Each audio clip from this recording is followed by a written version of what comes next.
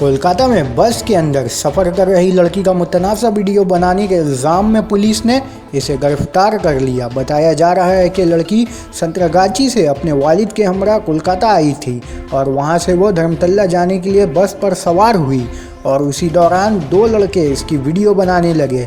जिसे बस में सवार एक शख्स ने देख लिया और उस ताल्लुक़ से लड़की को आगाह किया। ताहम लड़की ने फ़ौरन 100 नंबर पर कॉल कर पुलिस को जानकारी फराहम करी, लेकिन पुलिस से कबल दीगर मुसाफिरों ने उसे पकड़कर अच्छी खासी पिटाई करते हुए पुलिस के सुपर्द कर दिया।